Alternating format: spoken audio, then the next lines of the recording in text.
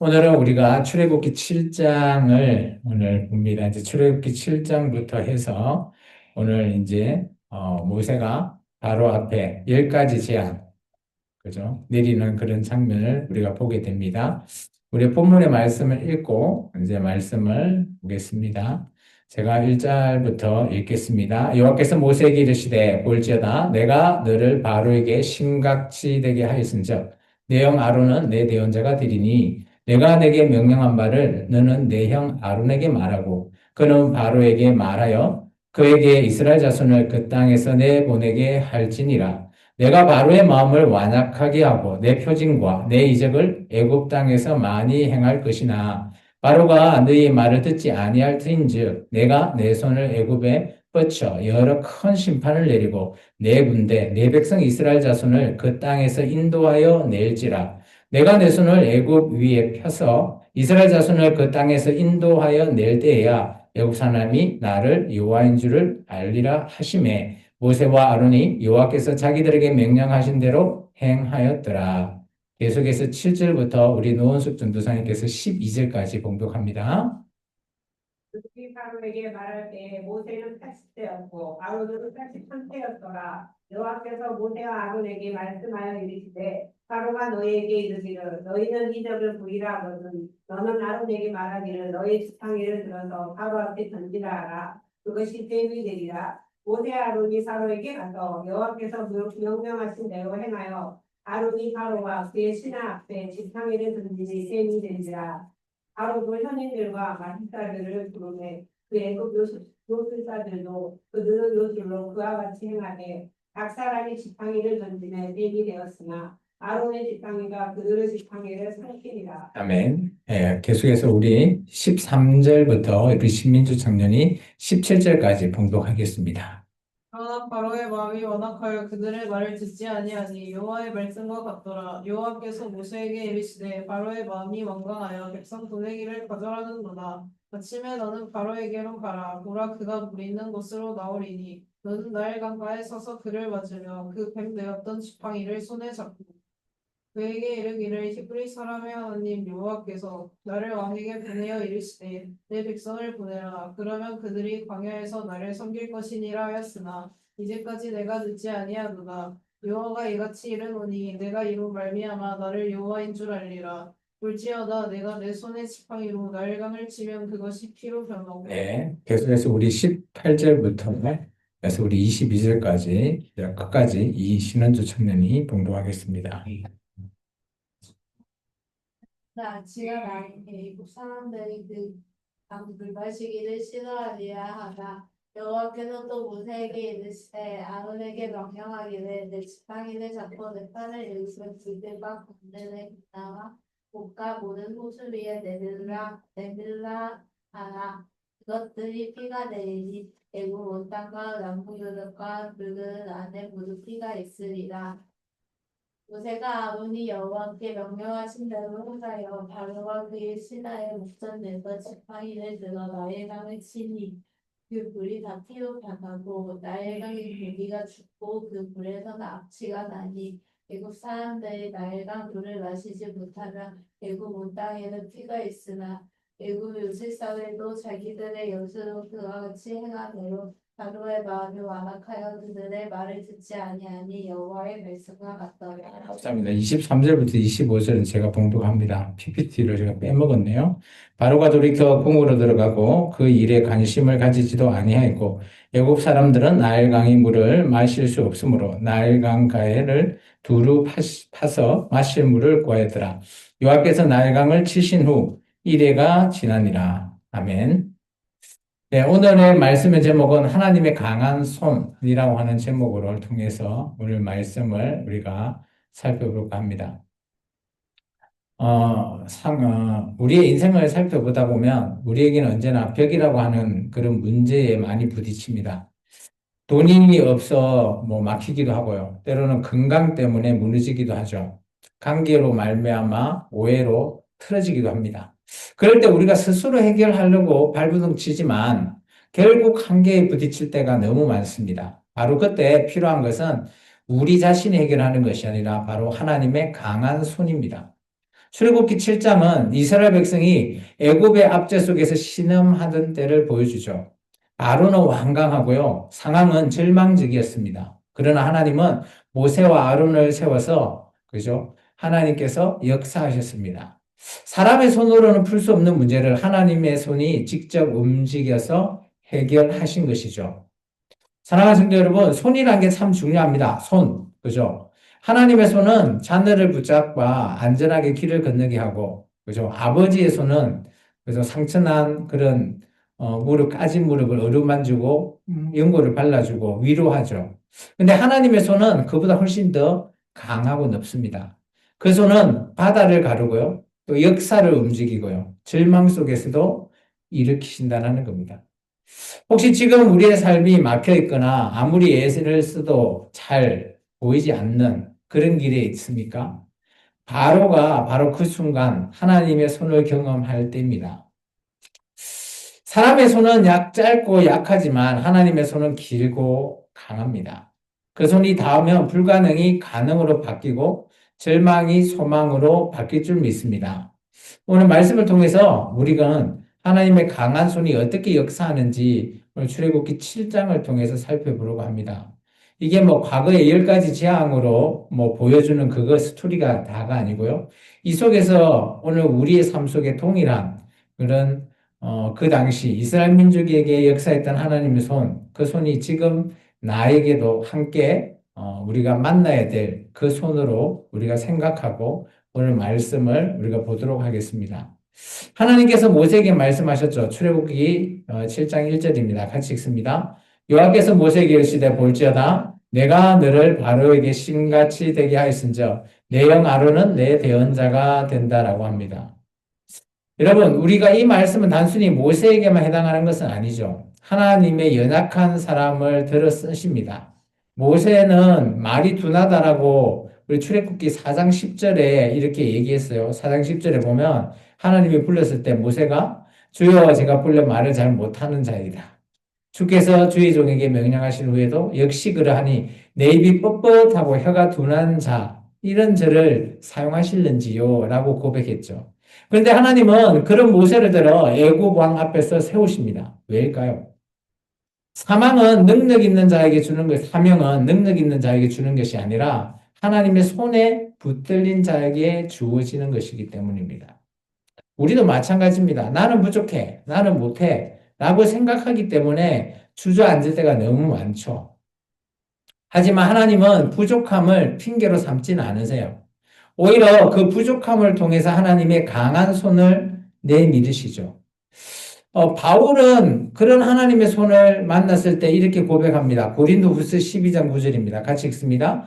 나에게 이르시기를 내 은혜가 내게 족하도다. 이는 내 능력이 약한 데서 온전하여짐이라 하신지라. 그러므로 도리어 크게 기뻐함으로 나의 여러 약한 것들에 대하여 자랑하려니 이는 그리스도의 능력이 내게 머물게 하려 함이라. 바울이 그죠? 하나님 앞에 자기 안에 있는 그죠? 약한 그죠? 아마 병인 것 같아요. 그걸 어떻게 낫게 해달라고 하는데 하나님께서 네 은혜가 내게 족하다라고 하면서 그거 걱정하지 말라라고 얘기하는 겁니다. 하나님은 모세에게 사명을 맡기실 때 단순한 일을 시킨 것은 아니죠. 그에게 하나님의 권위를 덧입히셨습니다. 바로 앞에 서는 것은 인간적으로 두려운 일이죠. 왕이니까요. 그리고 하나님의 강한 손이 함께 했을 때 담대할 수 있다는 겁니다. 우리 인생에도 하나님은 우리에게 사명을 맡겨주셨습니다. 가정에서 부모로서 자녀를 믿음으로 세우는 그런 사명도 있고요. 뭐 직장에 다니는 사람은 그렇게 정직하게 빛을 드러내는 사명.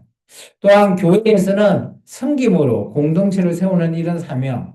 이런 모든 것들이 하나님의 손에 들린 자에 주어진 사명이라고 생각되어집니다.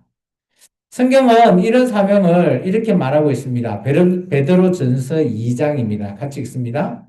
그러나 너희는 택한 친족속이요 왕같은 제사장들이요 거룩한 나라요 그의 소유가 된 백성이니 이는 너희를 어두운 데서 불러내어 그의 귀한 빛이 들어가게 하신 이의 아름다운 덕을 선포하게 하라 하십니다. 여기 잘 보시면 우리가 어때요? 택한 족속, 왕같은 제사장, 그죠? 거룩한 나라, 그 하나님의 쉐킬라, 소유된 백성. 정말 이게 출애굽기 19장 5절 6절에 나온 말씀 그대로 포함되어 있는 거죠. 참 우리를 제사장이라고 부릅니다. 우리가 스스로 대단한 것은 아니라 하나님의 강한 손이 우리를 붙들고 있기 때문에 우리가 사명을 감당할 수 있다라는 겁니다. 그러니까 우리의 이 사명, 전도하는 것, 또 공동체에서 함께 그저 섬기는 이런 모든 사명들 두려워하지 마시기 바랍니다. 하나님이 맡기신 사명은 반드시 하나님의 손이 책임지신다라는 겁니다. 하나님은 모세와 아론을 바로 앞에 세웠죠. 그들에게 이제 뭐 이것은 10가지 재앙은 아니지만 그죠? 테스트를 먼저 한번 했습니다. 지팡이를 던져. 지팡이를 던지니까 뱀이 됐습니다. 근데 애굽 술사도 흉내를 내어서 지팡이가 뱀이 됐지만 아론의 지팡이가 뱀이 그 다른 지팡이 뱀들을 다 먹어버렸다고 합니다. 한번 읽어볼까요? 10절입니다. 모세와 아론이 바로에게 가서 여호와께 명령하신 대로 행하여 아론이 바로와 그의 신하 앞에 지팡이를 던지니 뱀이 된지라. 이처럼 그죠? 지팡이를 던져라. 누가 말했어요? 하나님이잖아요. 하나님의 권능입니다. 던지니까 뱀이 된 겁니다. 근데 세상은 비슷하게 따라 할 수는 있어요. 흉내 낼 수도 있습니다. 하지만 하나님의 권능은 모조품을 다 삼켜버렸습니다. 진짜는 가짜를 이기는 거죠. 빛이 어둠을 몰아내듯이 말이죠. 우리의 삶에도 이런 순간이 있습니다. 세상은 우리를 흔들고 불안하게 만들지만 때로는 우리의 믿음을 조롱하기도 합니다. 하지만 하나님의 강한 손이 나타나면 상황은 달라지죠. 하나님은 단순히 보여주시는 정도가 아니라 세상의 권세를 압도하시는 겁니다. 성경 하나를 또 인용해 보겠습니다. 디모데후서 말씀입니다. 같이 한번 읽어볼까요? 하나님이 우리에게 주시는 것은 두려워하는 마음이 아니요 오직 능력과 사랑과 절제하는 마음이다. 따라서 오늘 두려움은 세상이 주는 것이고요. 능력은 하나님이 주시는 겁니다. 하나님의 권능은 단순한 기적을 보여주는 것을 넘어서 우리의 마음에 담대하게 심어주고 계시는 거죠. 요한일서 4장의 말씀입니다. 4장 4절요. 같이 읽습니다. 자녀들아 너희는 하나님께 속하였고 또 그들을 이겼었나니 이는 너희 안에 계시니까 그죠? 아멘입니까? 세상은 강해 보이죠? 오늘 애굽의 바로는 완강합니다. 술사들도 능력이 있는 것처럼 보여요. 뱀으로 만드니까. 그러나 결국 하나님의 권능 앞에서는 아무것도 아닌 거예요. 사랑하는 성도 여러분, 우리가 붙들고 있는 지팡이는 무엇입니까? 세상적인 힘입니까? 아니면 하나님의 권능입니까? 세상적인 힘은 잠깐 빛나 보이지만 결국은 사라지고 잊혀집니다. 그러나 하나님의 권능은 영원하다는 사실입니다. 하나님의 강한 손은 오늘도 우리의 삶 속에서 권능을 나타내시죠. 병든 자를 고치시고 무너진 마음을 회복시키시고 절망 속에 있는 자들을 일으키시는 그런 강력한 힘. 우리가 믿음으로 붙들 때 그 권능이 현실로 나타난다라고 저는 생각합니다. 여러분은 어떻습니까? 아멘입니까? 애굽의 나일강은 바로 그들의 생명줄이었어요. 농사도 그리고 경제도 종교도 나일강에 의지했습니다. 이게 나일강이 신이에요. 애굽의 하나의 신이죠. 근데 하나님은 그 강을 피로 변하게 했습니다. 이게 첫 번째 재앙이죠. 출애굽기 7장 20절 말씀입니다. 같이 읽습니다. 모세와 아론이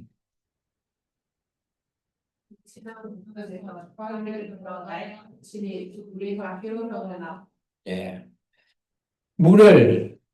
물이 다 지팡이로 치니까 피로 변했답니다. 이것은 그냥 단순하게, 그죠? 물이 피로 바뀌는 이런 그 기적도 놀랍지만 이것은 그냥 단순히 변하는 그런 상태가 아니라 아까 제가 좀 전에 뭐라 그랬죠? 나일강은 애굽의 신이다. 신들을 심판하시는 겁니다.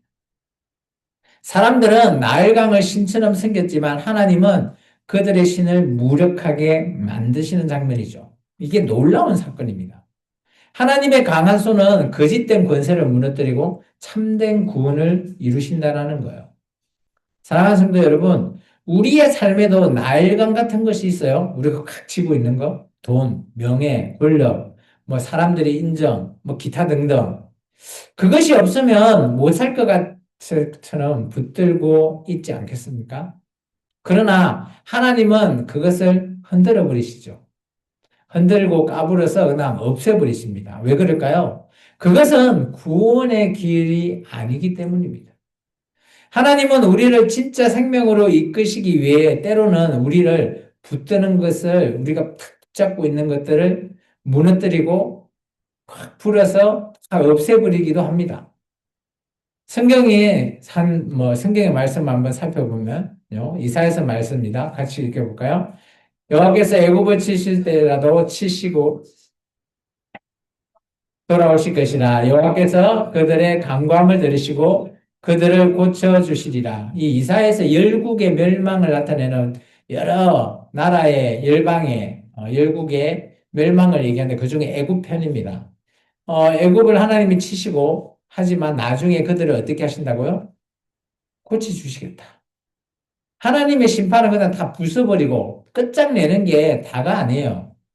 하나님의 심판은 언제나 하나님의 백성뿐만 아니라 이방인들도 그런 하나님에게 돌아온다면 하나님은 그 심판을 통해서 구원의 길을 열어놓으셨다라는 거예요. 애굽을 치셨지만 동시에 이스라엘을 구원하시고 또한 오늘 애굽도 나중에 이사야서 말씀 보면 고쳐주겠다 하시잖아요. 심판과 구원은 달라 보이지만 절대 다른 게 아니에요. 하나님의 강한 손 안에서 동시에 이루어져 가는 겁니다.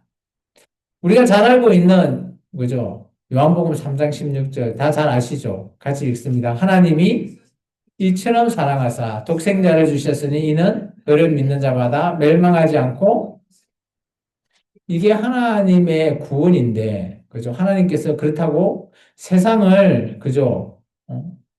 끝장낸다? 다 끝내버리는 건 아니지만 그죠? 심판은 하신다라는 겁니다. 십자가가 가장 큰 심판이자 가장 큰 구원이라는 사실. 죄를 심판하면서 동시에 믿는 자에게 구원하는 사건입니다. 하나님의 강한 손은 바로 십자가에서 완전히 드러냈죠. 내가 이처럼 세상을 사랑했다. 라는 의미예요. 사랑하는 성도 여러분, 하나님의 심판은 두려움으로 끝나지 않습니다. 우리가 경외라고 하는 마음이 때문에 두려움, 존경심, 이렇게 있는데요. 근데 우리가 일단 두렵고 끝낸다? 그것은 우리가 생각하는 그런 하나님이 아니셔요. 하나님의 손은 반드시 구원이 이어지고요. 그래서 우리의 절망 속에서도 우리가 소망이라고 하는 것을 가질 수가 있죠. 지금도 그러지 않습니까? 이 땅에서 우리가 부합니까? 우리가 지위가 높습니까? 떵떵거리면서 삽니까? 그렇지 않더라도 우리가 나중에 주님 앞에 서게 될 때 그 소망을 갖고 있기 때문에 지금 그래도 이렇게 잘 살고 있죠. 힘들어도 웃으면서 살 수 있는 겁니다. 하나님은 우리를 버리지 않으시고 심판을 통해서 구원의 길을 열어주시겠다고 오늘 성경에서 말하고 있어요. 또 예수님으로 말미암아 길이 열렸지 않습니까? 오늘 우리의 삶 속에서 하나님의 강한 손은 여전히 역사한다고 저는 봅니다. 무너진 관계를 다시 세우고 죄의 사슬을 끊어내고 절망의 강을 건너게 하시죠. 하나님의 손이 붙들면 심판은 끝이 아니라 새로운 시작이 됩니다. 내가 하려고 하니까 문제입니다. 사랑하는 성도 여러분, 오늘 출애굽기 7장은 단순한 이스라엘의 과거의 재앙의 역사가 아닙니다. 그리고 10가지 재앙으로 그죠? 이들이 구원받은 단순한 스토리가 아닙니다. 오늘 우리의 삶 속에서도 여전히 살아 움직이는 하나님의 강한 손, 그것이 그 이스라엘 민족에게 있고 오늘 우리에게도 있다라는 겁니다. 그 손은 우리의 사명을 맡기시고 권능을 나타내고 심판과 구원을 이루는 그런 손입니다. 우리가 살아가는 세상은 늘 불안하죠. 경제가 흔들리고 또 그렇게 흔들다 보면 마음도 흔들리고요. 그러다 보면 건강도 나빠지고 삶 전체가 무너져 버리는 악순환이 될 수 있습니다. 사람들은 그때마다 두려움이라고 하는 것, 보이지 않는 그 두려움이 가장 크다고 합니다. 그게 사로잡혀서 스스로 해결하려고 발부둥 치죠. 세상 사람들 한번 봐보십시오. 근데 결국은 한계에 부딪히고 자기가 못하면 자포자기가 됩니다. 그러나 하나님의 강한 손은 그런 모든 한계를 넘어선다라는 사실을 꼭 기억했으면 좋겠습니다. 그 손은 우리를 붙들 수 없는 이런 문제들을 다 붙들고요. 우리가 감당할 수 없는 무게들을 하나님께서 다 들어 올리신다는 겁니다. 여러분, 하나님의 손은 단순히 힘이 센 손 이런 의미가 아닙니다. 따뜻한 손이죠. 아버지가 아이를 건들 때 이렇게 붙잡는, 뭐 엄마가 상처난 손을 아까 어루만져 주는 그런 손 같은 그런 손이 하나님의 손이에요. 때로는 아버지 손 같기도 하고 엄마 손 같기도 한 그런 손이죠. 그 손이 우리를 붙들고 있다는 사실을 깨닫는 순간 우리의 모든 두려움, 우리의 걱정, 근심 이런 거 다 사라지고 우리의 마음에 평안이 찾아올 거라 저는 생각되어집니다. 혹시 지금 우리의 삶이 막혀 있습니까? 우리가 가는 길이 보이지 않습니까? 그때 우리는 하나님의 손을 경험할 때라고 봅니다. 우리의 능력, 우리의 손은 짧고 약하지만 하나님의 손은 반대로 길고 강하다는 사실. 그 손에 우리가 닿았을 때 우리의 불가능이 가능으로 바뀌고요. 우리의 절망이 소망으로 바뀔 줄 믿습니다. 결국 중요한 것은 우리가 그죠? 내 손을 의지하냐 아니면 하나님의 손을 붙잡느냐라는 문제죠. 하나님은 이미 우리에게 손 내밀고 있으십니다. 문제는 우리가 그 손을 잡아야 할 용기가 없는 거죠. 그것을 붙들면 사는데 다 안다라고 머리는 생각하는데 행동으로는 붙잡지 않죠. 나의 문제, 나의 피곤, 뭐 어려움 이런 걸로 하나님 손을 안 붙든다는 겁니다. 붙들면 승리하는데 내가 안 붙들고 있으니 실패할 수밖에 없죠. 오늘 이 말씀을 마음에 새기고 하나님의 강한 손을 의지하는 삶을 한번 선택해 봅시다. 세상은 흔들려도 사람은 변해도 하나님의 손은 변하지 않는다는 사실. 우리가 그 손을 붙잡고 오늘 바로 쓴다면 오늘 우리가 하나님 앞에서 믿음으로 나가는 우리의 삶이 바뀌고 또 하나님이 우리를 통해서 그죠? 구원에 이르게 하실 줄 믿습니다. 기도하겠습니다. 사랑해 주님 감사합니다. 오늘도 우리가 하나님의 귀하신